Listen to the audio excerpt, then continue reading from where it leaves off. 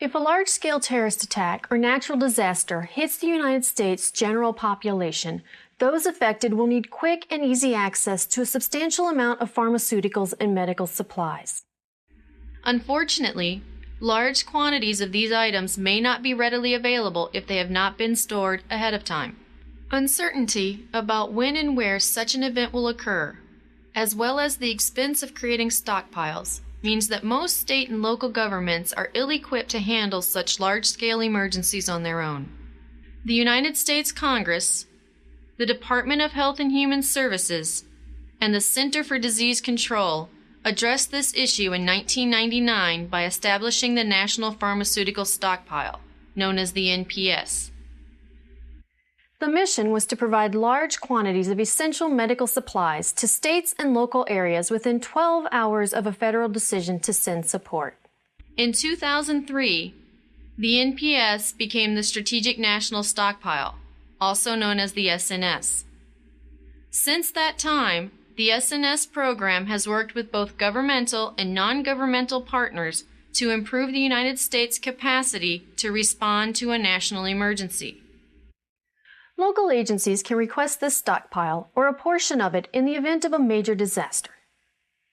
The SNS has more than just vaccines and medicines. It has many items that would be useful during a large-scale natural disaster or act of terrorism. This includes pharmaceuticals, vaccines, medical supplies, and medical equipment to enhance depleted state and local resources necessary to respond to emergencies. These critical medical assets are generally collected for Category A threat agents such as smallpox, anthrax, botulism, viral hemorrhagic fevers, plague, tularemia, and chemical nerve agents are all classified as Category A bioterrorism agents.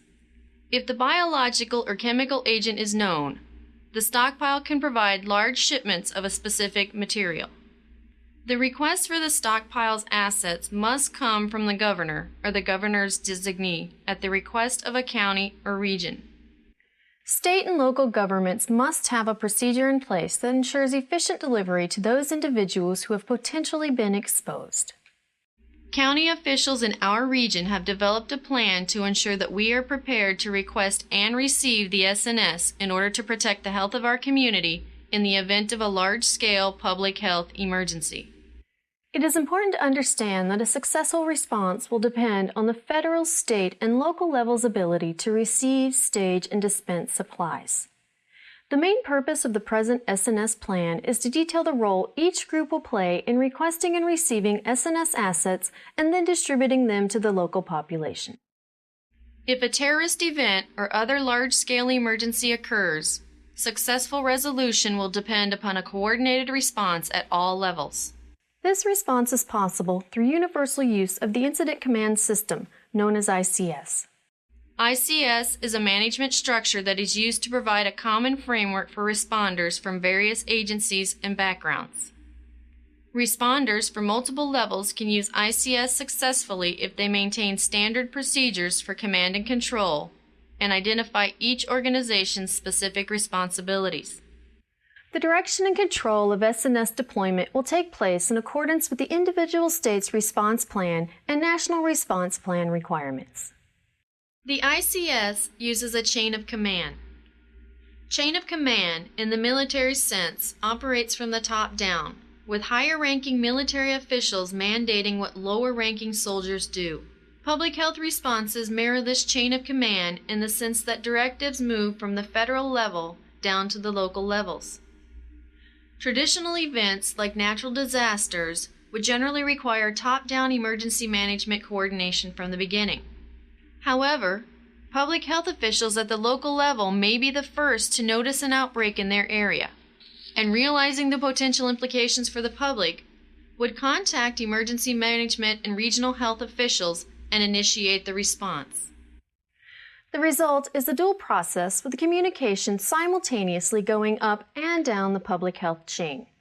Because of this, the nature of disease outbreaks may cause a more flexible command and control structure to be used throughout the process.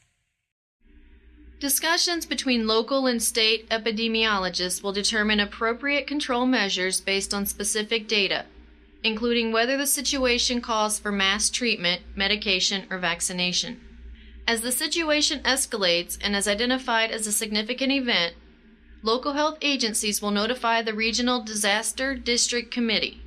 When a public health emergency is recognized as unavoidable or has been identified in the state, officials will determine whether or not the need can be met with state resources. If health officials determine that statewide resources are insufficient to deal with the situation and that a deployment of the SNS is required, state officials will then request the SNS from the CDC. It is interesting to note that only the governor, or his or her designee, has the authority to request SNS assets. If the request for deployment is granted, the CDC will initiate a conference call, including key parties at the local, regional, state, and federal level to coordinate specific deployment plans. Command and control is another military term used in disaster response. Command and control functions are typically performed through an arrangement of personnel, equipment, communications, facilities, and procedures that are employed by a commander.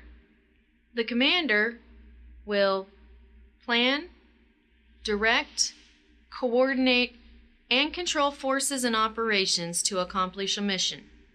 The command and control function involved in strategic national stockpile operations falls into a broader state and local emergency operations plan. As in any large incident, volunteers and other first responders involved in a public health emergency will be tasked with receiving, distributing, and dispensing the tools necessary to deal effectively with the emergency. When these tools involve SNS assets, responders' operations must differ slightly because the assets being dispensed require special care and compliance with medical protocol. Even with these special considerations, the process of making these assets available to the public involves an effective and efficient incident response, guided by the principles of command and control. NIMS guides incident response and resource management with 8 core concepts: common terminology, integrated communications, modular organization, unified command structure, manageable span of control, consolidated action plans, comprehensive resource management, and pre-designated incident facilities.